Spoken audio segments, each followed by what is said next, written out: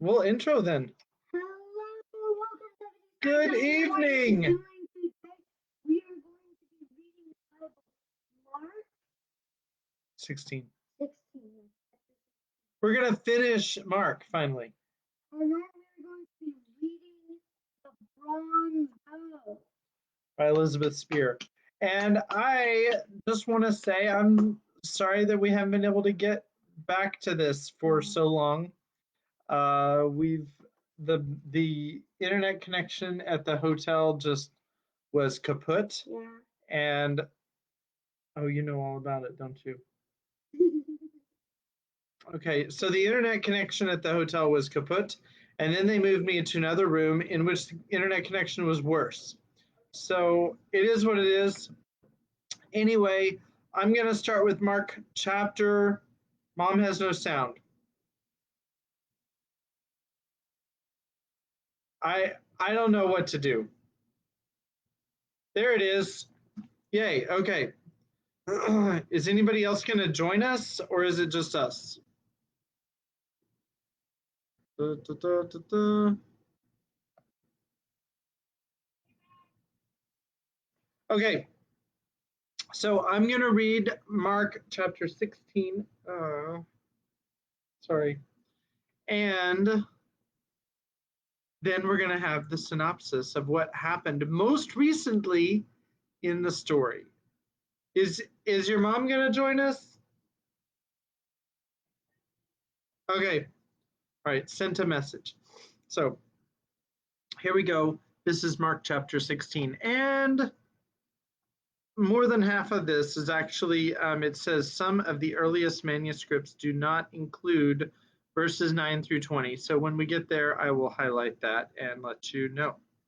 All right, so this is chapter 16. When the Sabbath was passed, Mary Magdalene, Mary the mother of James, and Salome bought spices so that they might go and anoint him. And very early on the first day of the week, when the sun had risen, they went to the tomb. And they were saying to one another, "Who will roll away the stone for us from the entrance of the tomb?" And looking up, they saw that the stone had been rolled back. It was very large. And entering the tomb, they saw a young man sitting on the right side, dressed in a white robe, and they were alarmed. And he said to them, "Do not be alarmed. You seek Jesus of Nazareth, who was crucified. He has risen. He is not here. See the place where they laid him? But go, tell his disciples and Peter that he was going before you to Galilee. There you will see him, just as he told you." And they went out and fled from the tomb, for trembling and astonishment had seized them, and they said nothing to anyone, for they were afraid. Now notice it says to go tell his disciples and Peter. Remember, Mark is Peter's gospel. It is the gospel that Mark and Peter were, they worked together, and so that is probably why Peter is called out there. Okay, so now this is the section where the earliest manuscripts do not include. So, but it is included because it is in Erasmus's Textus Receptus, and it's in Jerome's the Vulgate. So here we go. Now, when he rose early on the first day of the week, he appeared first to Mary Magdalene, from whom he had cast out 7 demons. She went and told those who had been with him, as they mourned and wept. But when they heard that he was alive and had been sent by her, they would not believe it.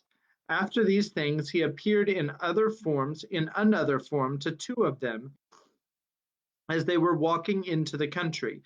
And they went back and told the rest, but they did not believe him. Afterward, he appeared to the 11 themselves, as they were reclining at the table, the 11, of course, being the 12 disciples minus Judas. And he rebuked them for their unbelief and hardness of heart, because they had not believed those who saw him after he had risen. And he said to them, "Go into all the world and proclaim the gospel to the whole creation. Whoever believes and is baptized will be saved, but whoever does not believe will be condemned. And these signs will accompany those who believe in my name. They will cast out demons, they will speak in new tongues, they will pick up serpents with their hands, and if they drink any deadly poison, it will not hurt them. They will lay their hands on the sick and they will recover. So then the Lord Jesus, after he had spoken to them, was taken up into heaven and sat down at the right hand of God, and they went out and preached everywhere while the Lord worked with them and confirmed the message by accompanying signs. That is the end of the Gospel of Mark. So we will begin an Old Testament book sometime.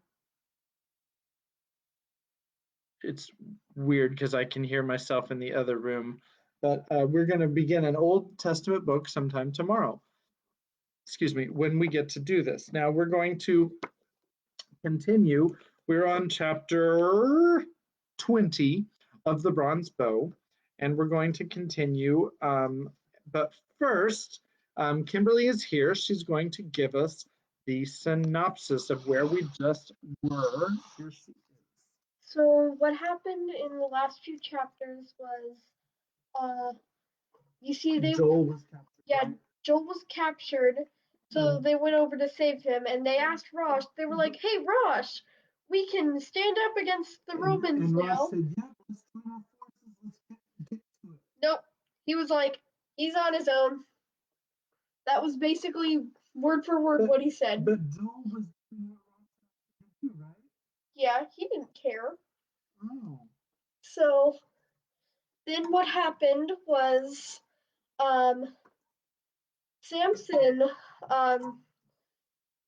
Daniel's friend, you know the guy at the beginning that he freed? Samson, he either got captured or he died. I think he was killed. So who went to go fight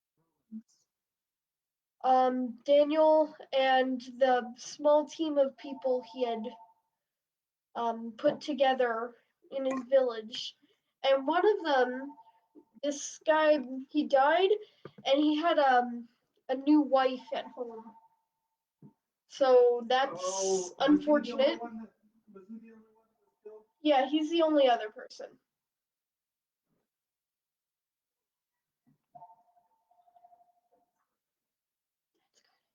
Hello? Hey, Easton. You can't see right now, but Easton's right here. Okay, that's not part of the synopsis. Right. Oh. Kitty cats. Okay. So, and now they're on their way back. On their way back to the village. The village. Okay. That's about it. All right. So that is actually not too bad for as far as long as it's been. So I apologize. We had a pretty poor connection at the hotel, and the quality of the videos, which is already a little bit grainy, I think, was getting worse and worse. So Rebecca says, "Hey, I can't stay long. I've got some schoolwork to finish, but I just wanted to say hi." Hi, Rebecca. Thanks for joining us. I'm going to give you a nice little like right there. All right. So we are glad that you came by to say hi. All right. So this is chapter 20. We're actually almost at the end of this book, and it's really a shame that I wasn't able to finish it when we were in the throes of reading it. But here we go. We've probably got 2, maybe 3 more sessions with this book, and then we will have to find a different book to read. And I've got some ideas. What? Oh, Kimberly's saying dragon drums, so we'll see about that. All right, I've got some ideas, maybe something that's a little bit has a Christmas flavor. We'll have to see. All right. Chapter 20. The month of Tishra, or Tishri, brought the first autumn rains. The parched brown fields drank in the moisture. The soil fell back, dark red behind the plow, rich for all or for the fall sowing. In the roads after a sudden shower, the puddles shone like pools of melted lead. There were no meetings in the watchtower now. The boys of the band moved cautiously, not daring to be seen too frequently with each other. Soon they whispered as they passed. They would begin again. Or soon, they whispered as they passed, they would begin again. They would build up once more their store of weapons. They would make ready for the day to come. But there was no eagerness in the whispers. They knew in their hearts that the day would not be soon. They had lost faith in the mountain. In the steaming dimness of his shop, Daniel labored to the limits of each day's strength. Unable to lift the hammer, he filled his time with light tasks, filing, smoothing, and polishing, trying to ignore the pain in his shoulder. He cursed the pile of untouched work. He longed to beat a wall of furious sound against his own thoughts. At night, in the roof shelter he now shared with Joktan, he drew his cloak over his head and fell into an exhausted slumber. But always during the long hours he woke to the slashing of rain, and then the pain could not be ignored, and the thoughts were louder than ever. In the darkness, the same words echoed over and over: "They who live by the sword will perish by the sword." At first he could not recall where he had heard these words. They did not sound like Joel's scriptures. Then he remembered. Jesus had spoken them on a hot summer morning under a blue sky. Daniel had not questioned the words. To live by the sword was the best life he knew. To take the sword for his country's freedom and to perish by it, what better could a man hope for? But something he had not reckoned on had happened. He had taken the sword, but Samson instead had perished by it, who had no freedom to gain, and Nathan, who had left behind a bride. Their deaths were on his head, and freedom was farther away than before. Without the help of Joktan, he could not have managed. The boy who had come back to the village with him could not do enough to prove his gratitude. Having never in all his memory had a house to live in, Joktan was not at all troubled that he could not enter Simon's house. He was content to eat his meals in the shop or on the doorstep where he could greet the passers-by. Far from missing the freedom of the mountain, he took naturally to village life. He went cheerfully every morning to the well for water, shrugging off the good-natured jibes of the girls. He delivered the work, making new friends everywhere with his jagged-toothed grin. Daniel's customers took the boy for a new apprentice and praised his willingness, though they doubted that with his puny arms he could ever make a blacksmith. 9 days had gone by since Joel and Thacia had returned to Capernaum, and no word had come from them. Day after day his friend's silence grew heavier to bear. Was Joel in danger? What were Joel's thoughts in the night? Did he regret now the vow he had taken? Had the feel of the Roman chains shaken his purpose? Late one evening, as he was about to climb to the rooftop, there was a knock on the door of the shop. Lighting a second saucer of oil, Daniel went through the house door and drew back the bolt. A stranger, heavily muffled in a dripping cloak, pushed in quickly and shut the door behind him. With a rush of thankfulness, Daniel saw that it was Joel. He could only clasp his friend's hand without speaking. "Did you think I wouldn't come?" Joel asked with surprise. "It seemed wiser to wait." "You are watched?" "I'm afraid so. I've been out only once, on the Sabbath. Coming home from the synagogue with father, I met a steward of the centurions. He recognized me, but I think he was not sure, so father wouldn't let me go out again." "Your father knows?" Lost my place, sorry. "I couldn't keep it from him any longer.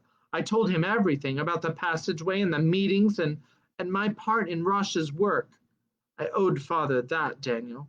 When I saw how he had grown older in those 2 days..." Joel had grown older too.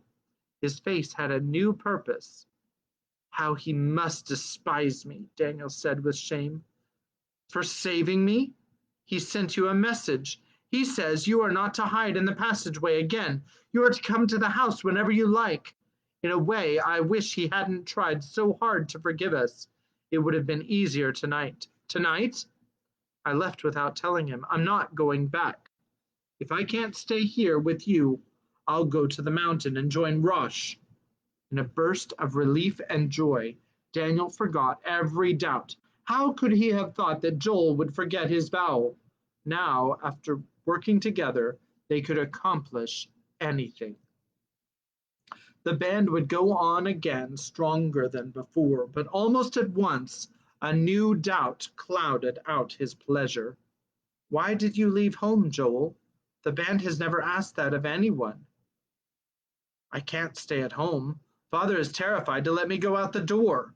I knew he was making some plan. Then today he told me I was to go to Jerusalem tomorrow morning with a friend of his. He's arranged for me to study in a school there, so I had to get away quickly. Daniel stood looking at his friend, his mind troubling. School in Jerusalem? He asked soberly. Isn't that what you always wanted? Joel did not quite meet his eye. I used to, he admitted. That was before we started the band. Don't you still want it? I want to work for the victory. I vowed to. If you can't have me, if it isn't safe, then I'll go to the mountain.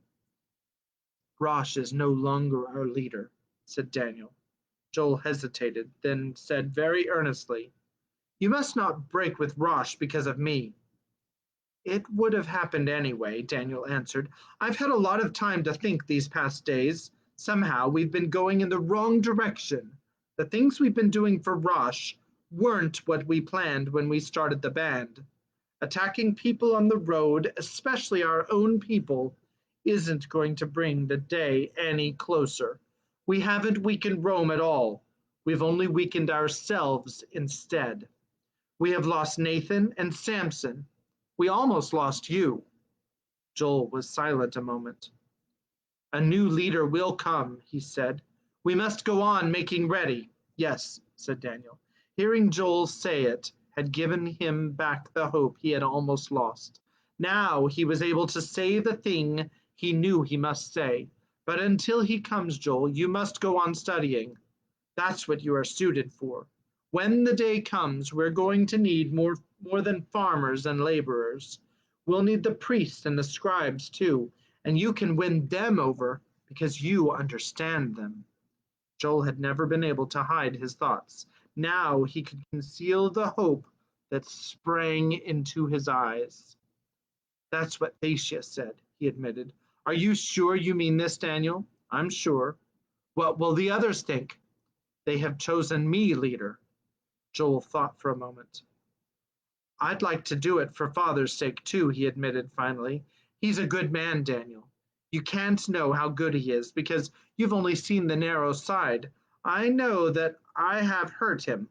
He wanted to be proud of me, a son who died for Israel, even a zealot. He could be proud of that. But that day on the road with the chains on, I knew that I had left him nothing, nothing at all to be proud of.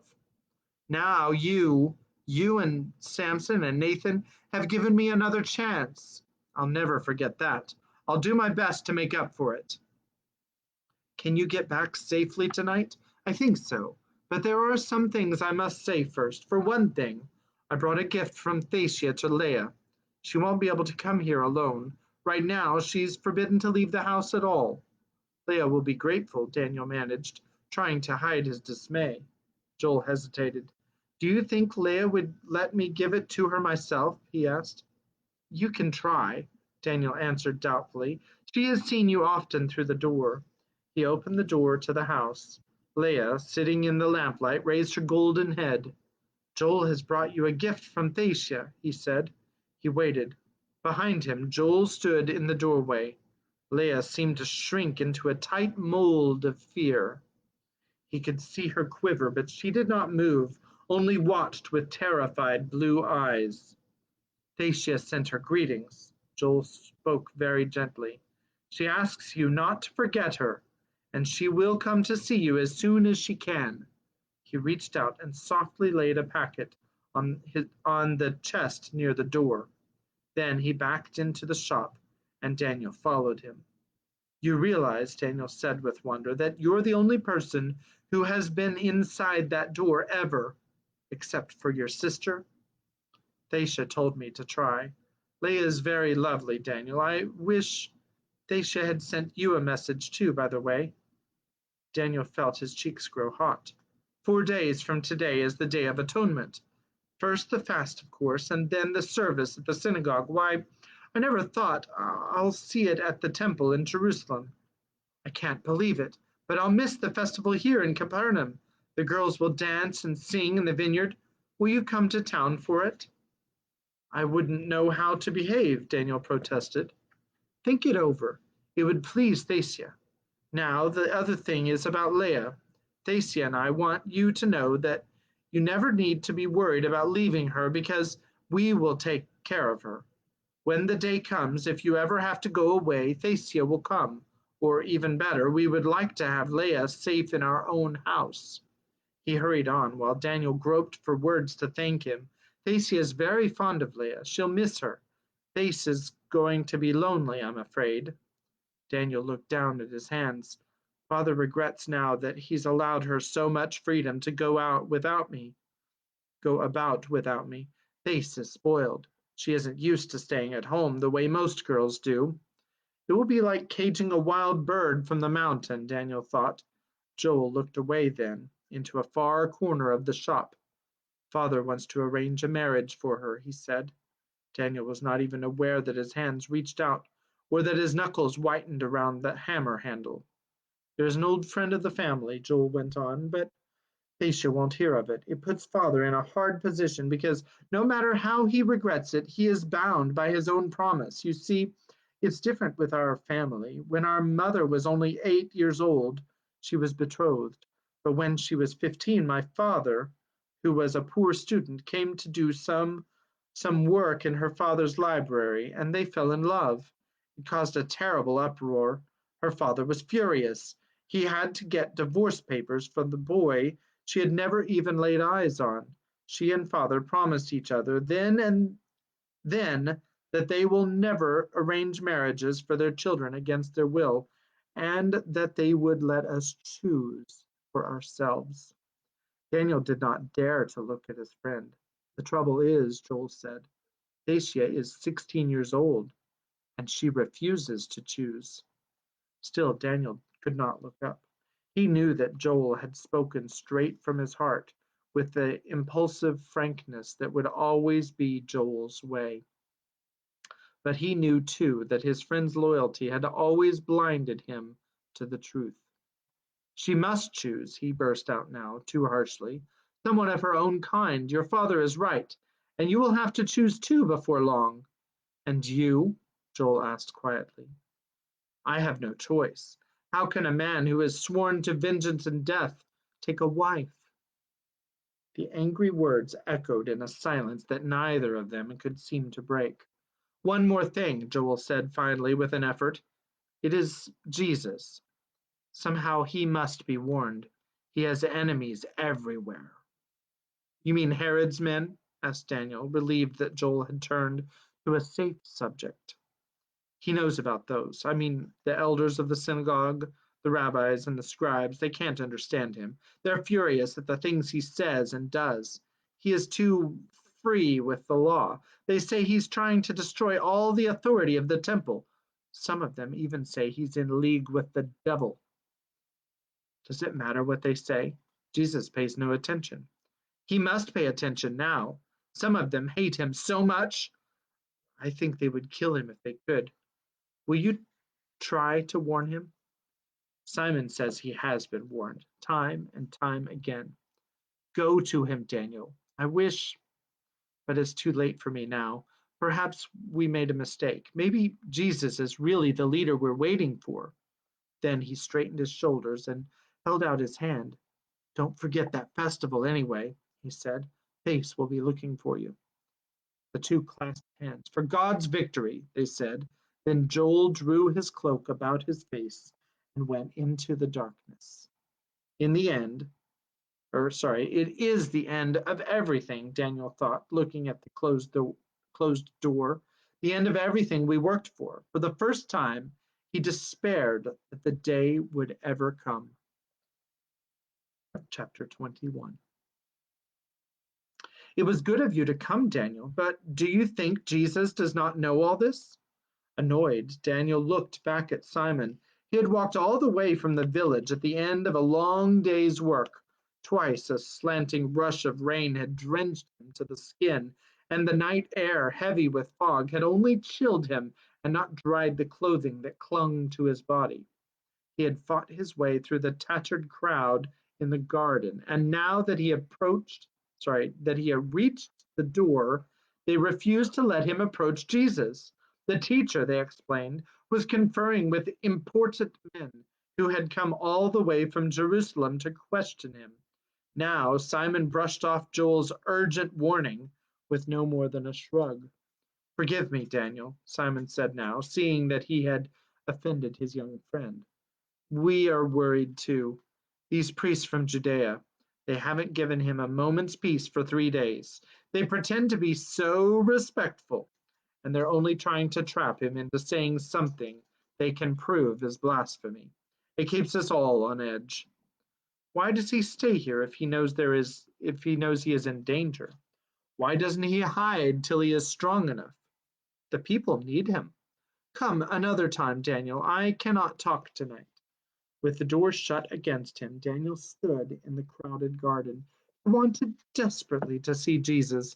He knew now that the warning had only been an excuse. If he could have one word, one sign from Jesus, he might find the strength to go on working. For a long time he waited, lost in his own misery. Finally, Andrew came to the door of the house and looked out. No use to wait, he called to the wretched crowd. The master is very weary. He can see no one else tonight. A wailing filled the garden. Then gradually the sick and the lame, convinced that the man had meant what he had said, began to hobble back toward the road. A few simply settled themselves on the damp ground, having no other place to spend the night. Presently the door opened again, and Simon and Andrew and Jesus came out into the garden. They moved slowly, and Jesus spoke kindly to those who obstructed the way, touching them sometimes with a pitying hand. Firmly, the two disciples pushed a way for their master to the outside staircase that led to the upper room. They stood watching till Jesus, carrying a small nightlight, ascended the stairs, went into the shelter, and closed the door behind him. It was dark in the garden. When the disciples had gone back into the house, Daniel moved forward and stood at the foot of the staircase. He could not bear to go away. He was sure he had not made any sound, but over his head the door opened. Who is there? Jesus spoke. He raised the lamp. Daniel did not dare to speak, but almost without thought he moved into the small circle cast by the lamp and raised his head till the light fell upon his face. Come up, my friend, said Jesus softly. The upper chamber was completely bare and clean. On the floor was unrolled the thin mattress on which Jesus was to sleep. Sit down, said Jesus, and he himself sat opposite Daniel on the floor of rolled earth. Why are you troubled? He asked. I came to warn you. Daniel hurried into his errand. Joel says you are in danger. He says they have turned against you in the synagogue. He's afraid they will try to kill you. Thank you, said Jesus gravely. It is kind of you and Joel. Now tell me, why are you troubled? Shamed, aware that he should not disturb the master's rest, Daniel sat, struggling with his conscience. Then his misery spilled over. Because I don't know where to turn. Everything has failed, everything I hoped and lived for. What did you live for? Just one thing, freedom for my people. and vengeance for my father's death. Two things, said Jesus, not one. They are the same. I will strike for both at once. Are you sure? Jesus asked. The familiar tightness pulled at Daniel's mouth. He had come for help, not questions. All I wanted was a chance, he went on. I thought it had come at last, and I worked and planned for it. Then it all went wrong somehow. All I have is another debt to pay. Samson. Jesus was silent for a moment. This Samson, he asked. He was your friend? The question surprised Daniel. He had thought of Samson as a burden, as a symbol of his own weakness. He had never thought of Samson as a friend, but now he saw that it was true. He died for me. He didn't understand about Israel or the kingdom. He just died without any idea what we were fighting about. Then, heedless of the master's weariness, forgetting everything but he the guilt that he had tormented the guilt that had tormented him every moment since the day of the rescue. He poured out the story of Rosh, of the betrayal on the mountain, of Nathan's death, and the debt that Samson's sacrifice had laid upon him. Yes, said Jesus slowly, an eye for an eye, a tooth for a tooth. It is so written.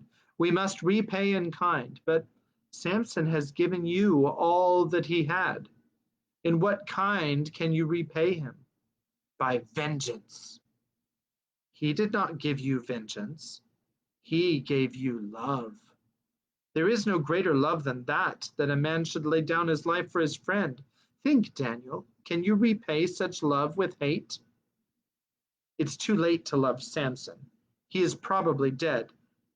Then, as Jesus waited, should I love the Romans who killed him? He asked with bitterness. Jesus smiled. You think that is impossible, don't you? Can't you see, Daniel, it is hate that is the enemy, not men. Hate does not die with killing. It only springs up 100-fold.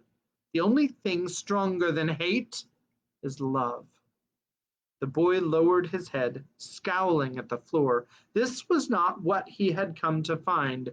With terror, he pushed away the words that struck treacherously into his own weakness. When he looked up again, Jesus sat with his head bowed, one hand across his eyes. Every line of his body showed his urgent need to rest. Daniel felt a stab of conscience, but his own need was too great. He had to speak. I don't understand, he pleaded, but I know that you could save us all if you would. Master, why will you not lead us? There are so many, hundreds, thousands in Galilee, who will only wait for a word. How long must we wait? Jesus did not seem to have heard. He did not move. Slowly, Daniel got to his feet. As his hand touched the latch, Jesus spoke. He had risen too and stood looking after the boy. Daniel, he said, I would have you follow me. Master! Great burst of hope almost swept him to his knees. I will fight for you to the end. Jesus smiled at him gently. My loyal friend, he said, I would ask something much harder than that. Would you love for me to the end?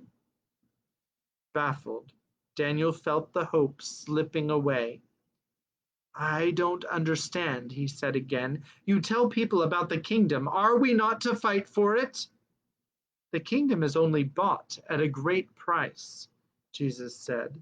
There was one who came just yesterday and wanted to follow me. He was very rich, and when I asked him to give up his wealth, he went away. I will give you everything I have. Something almost like a twinkle of humor lighted for an instant the sadness of Jesus' eyes. Riches are not keeping you from the kingdom, he said. You must give up your hate. Daniel felt, Daniel felt himself trembling. He was torn in two. Before the appeal in the man's eyes, he felt the whole fabric of his life about to give way, and the very ground beneath his feet like shifting sand. He summoned all his strength to battle for the thing that was most precious to him. I made a vow before God, he defied Jesus. Is not a vow sacred? Jesus looked at him steadily, with a look he knew he would never forget, full of sadness and regret and a deep loneliness beyond any reach. Yes, he said, it is sacred. What did you vow, Daniel? To fight. Daniel stopped, remembering the night in the passage, seeing Joel's face, trying to remember the exact words they had spoken. Thasia's voice came back to him. To live and to die for God's victory. A smile suddenly transformed Jesus' face, the old smile, radiant, full of youth and strength. He put his hand on Daniel's shoulder. That is not a vow of hate, he said.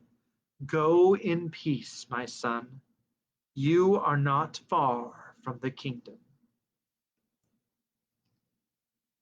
Should we read one more chapter, or should we end with Jesus saying what he just said, which is pretty powerful?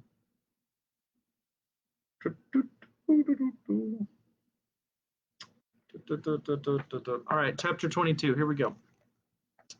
On the 15th day of Tishri, the day of atonement, Daniel stood in the door of his shop.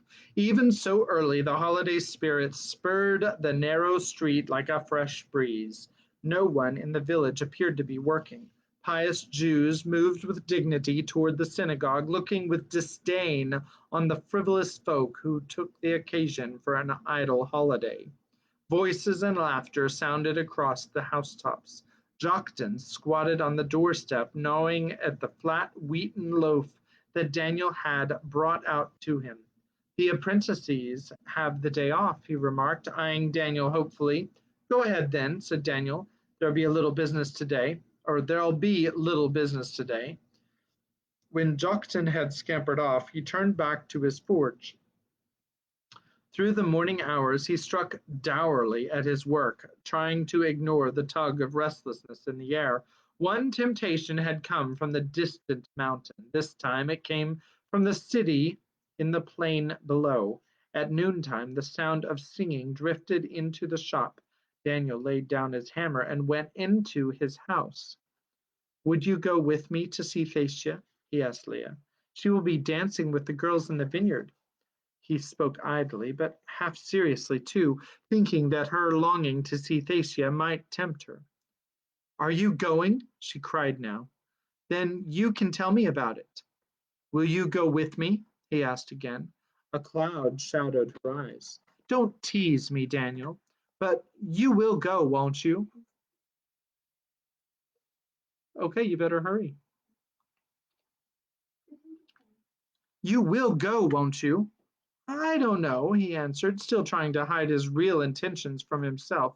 If I have time, I have to go to the city to take a lock and key to old Omar. Not in your old work clothes, Leah protested. I've seen people going by. They're all dressed up. Wait. She ran to the chest and pulled out his clean woolen cloak, and laughed at his half-hearted grumbling as she straightened it across his shoulders. He walked along the road to the city, holding himself aloof from the holiday travelers, his unhappy, forbidding face giving no one any encouragement. In Capernaum, as he might have expected, the house of Omar was deserted, and he left his bundle inside the door. He still told himself that he did not really intend to go to the festival, but his steps turned almost against his will toward the long slope of the vineyards. It was not hard to find his way. Voices and laughter drew him on, and he had only to follow their lead. Around one of the vineyards, the young men of the town had gathered in a shifting, animated ring. He saw at once that he did not belong here. Even in his best cloak he stood out plainly for just what he was, a peasant and a smith. He dared not even approach too near to these elegant youths, with their gaily striped cloaks, their leather sandals, their carefully oiled and combed forelocks and beards. They knew each other, called out greetings, jostled and jested, while he stood awkward and angry and alone. Suddenly the merriment halted. The ring of boys tightened, drew inward. Daniel, who stood taller than most, craned his neck to see over their heads. At the other end of the vineyard, a line of girls wound slowly from the green booths, a weaving line of white-clad figures with wreaths of flowers in their hair, of chains and flowers linking them one to another. The girls' voices, thin and high and sweet, floated among the trees. Look not, young men, upon gold or silver, nor upon beauty in these maidens. Look only upon the good families from which they spring, so they may bear thee worthy sons. Still keeping well behind the row of listeners, Daniel watched the line weave nearer. Then his breath caught as he saw Thasia. He had never seen her dance, but he knew well that sure flowing grace. He had marked it on that first day on the mountain. How gently she moved, not like some others, striving to attract all eyes, nor yet fearfully like those who crept with downcast lashes. She simply danced as though she loved the motion for its own sake, her head up, her eyes shining, her lips parted in the little smile as she sang. As she came nearer, he saw that from time to time she gazed directly at the line of men, not coyly, not boldly, but with searching. She was looking for someone, and suddenly Daniel could not bear to see her face when she found him. He was shaken with terror. In a moment she would pass by where he stood, and those seeking eyes would find him out, standing there in his homespun garment, with his soot-grimed hands and his bare feet. Would she go on, her eyes still seeking as they were now? Would she dare even to show that she knew him before these others? Or would she be ashamed? She came nearer, the line weaving and swaying. All at once Daniel turned away, pushed through the line of watchers, and plunged down the hillside. He had gone only a short way when he heard her voice. Looking back, he saw her running between the rows of vines, the white veil floating behind her. She came to a stop a little distance from him, out of breath, with color flaming in her cheeks. "Why did you leave?" she cried. "You know why," he answered. "I was a fool to come. I invited you. You did me no kindness." He saw the quick hurt that leapt, like the mark of a blow into her face. "I know you meant not you I know you meant to be kind," he stammered.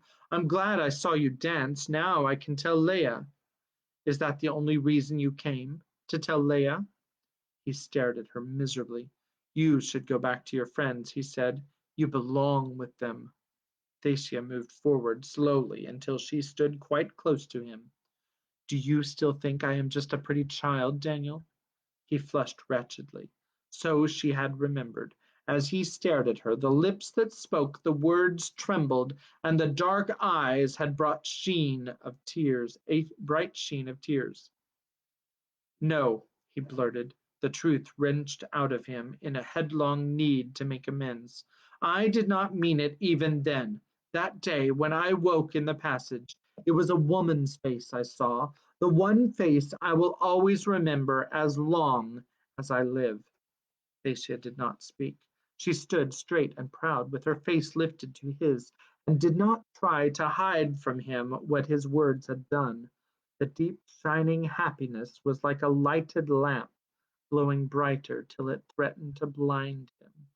"Don't, Thacia," he choked. "I never meant you to know." "Why not?" "Because it's no use. I ask only one thing in life. I have no right to the things other people have." Is this thing so much, or worth so much? Are you sure, Daniel? I have taken an oath. He watched the light waver and died down. I took the oath too, she said.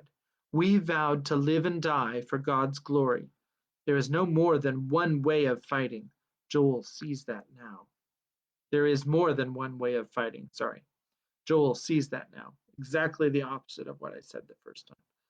Sorry. I only know one way to fight, he said. I don't have words like Joel's. I only have my two hands. Her voice broke. Will there never be an end to it? The hate and the killing? Thacia, he burst out, don't torment me. I have to see it through alone. There's no room for anyone else. She did not speak again. She stood still, taking this truth as she had taken the other, with her head lifted, not trying to hide the hurt any more than she had hidden the happiness, wrapped in a sort of pride that made the ordinary pride of women seem silly.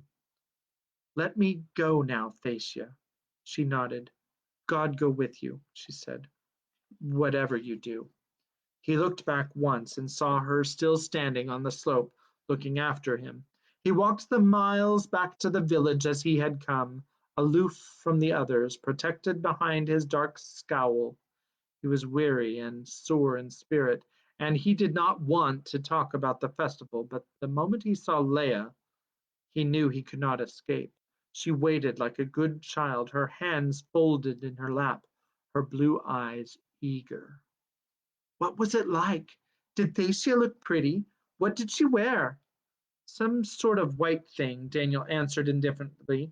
Then, looking at his sister, he felt through his own hurt a fresh pain at the thought of her waiting here in this dingy room while the other girls danced in the sunlight. The least he could do was tell her. They had flowers in their hair. He began with an effort.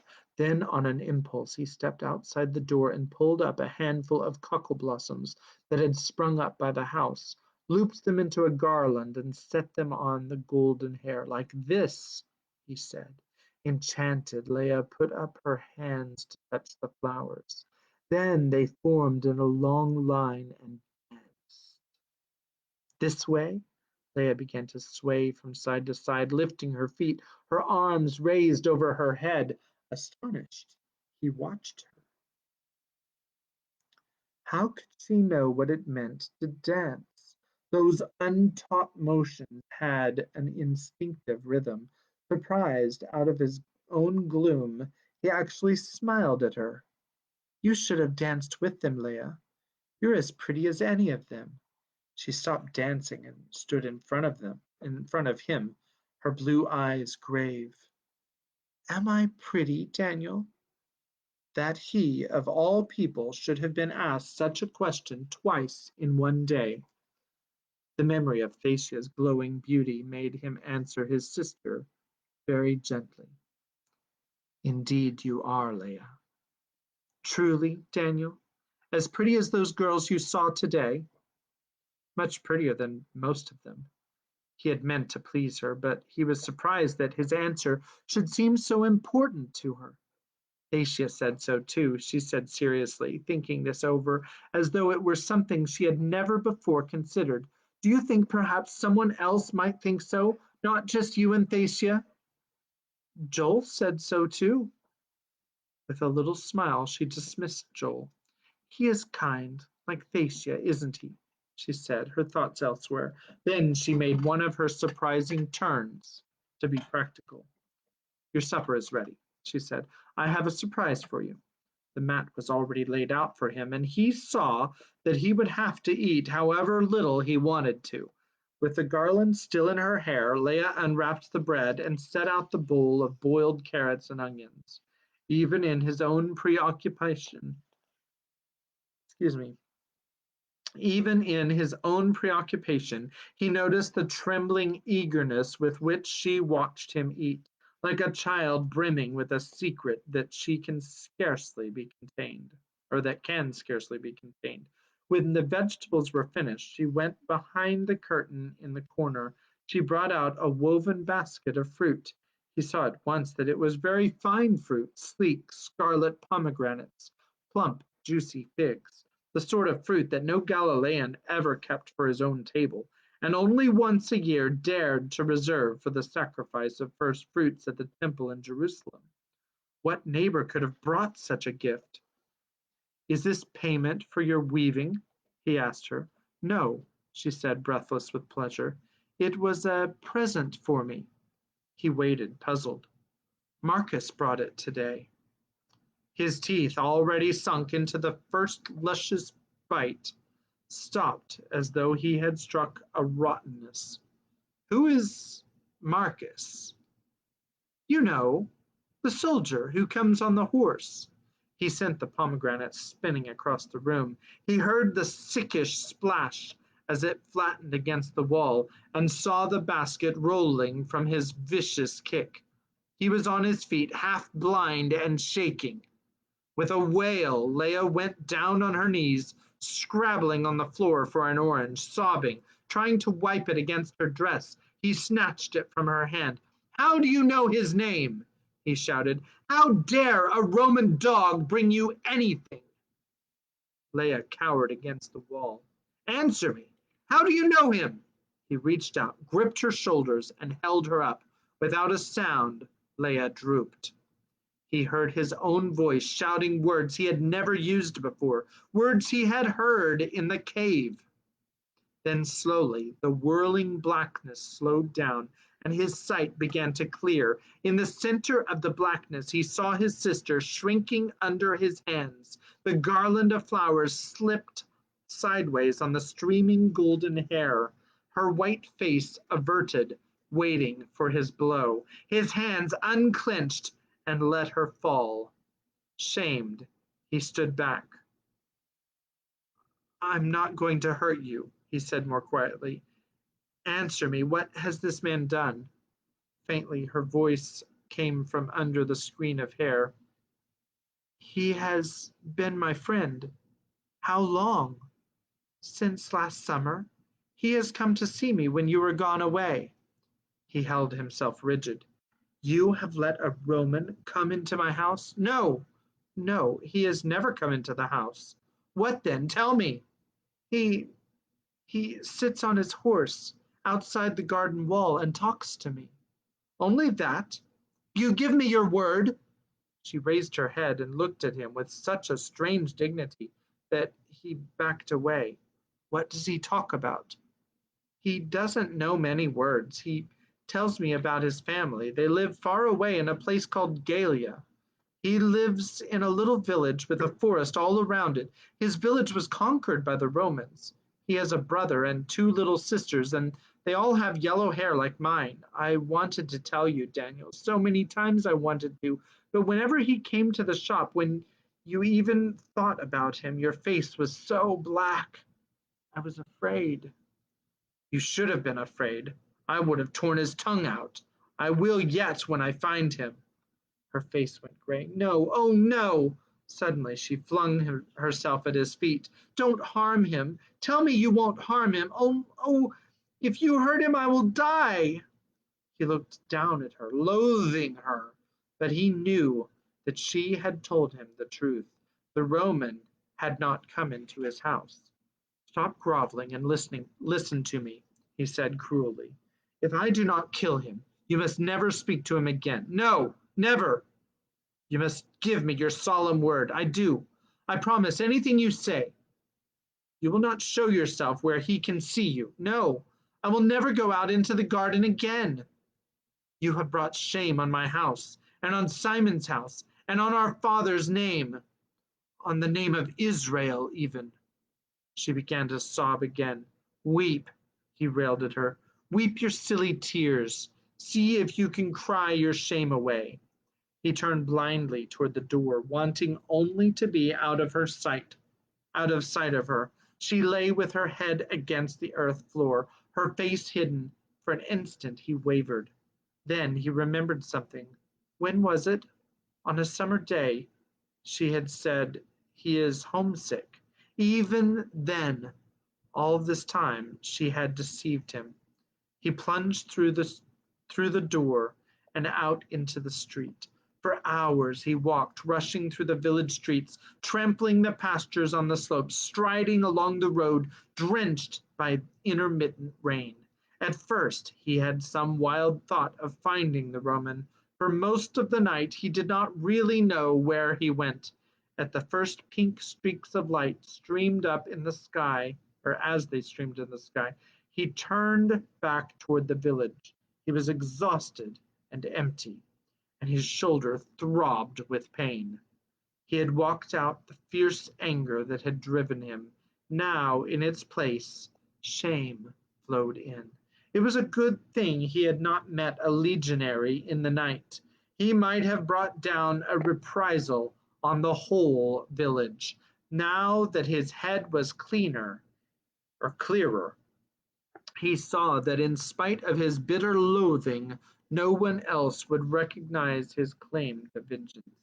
The Roman legion had its own laws, as strict as those of the Jews, but it was unlikely there was any law, either Roman or Jewish, that said a Roman legionary could not speak to a Jewish woman over a garden wall. What did Rome mean to Leah? She had seen a boy, scarcely older than herself, with yellow hair like her own. But why hadn't she been afraid? I shouldn't have shouted at her, he thought with shame. I will try to make it up to her. I will show her that she does not need to be afraid of me. But let that Roman never set foot in this shop again. The house was very quiet. On the floor of the room the spilled fruit lay in the dust. Leah sat in the corner, a wilted blossom still clinging to her hair. When Daniel came in, she did not raise her head. We will begin chapter 23 tomorrow and find out what happens. There's actually only 2 chapters left in the book. So I don't want to read chapter 23 because we don't have time, and I don't have power. I don't have the power cord with me. It's downstairs. And no, I'm not asking anybody to go get it. It's kind of at the end of my voice. So I see 2 people have been watching tonight, and I appreciate you. So thank you so much for tuning in. So I have a couple of ideas of what we should read after the Bronze Bow, which we're going to finish the Bronze Bow tomorrow. If you have an idea, please leave it in the comments below or wherever it is on Facebook. I don't know. In YouTube, it's below, but we're on Facebook. So if you have an idea, please leave it in the comments. And I am going to bid everyone adieu. And I hope that you're enjoying the story, The Bronze Bow. Also, if you have a particular book of the Old Testament that you want to read, let me know now, and I will see what we can do. I would like to kind of tag in some kind of a Christmas theme. Goo Night.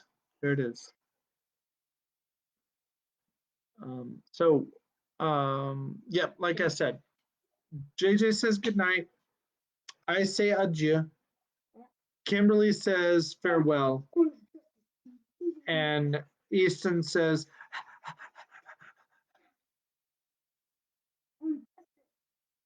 and JJ is going crazy. So he needs to get in bed.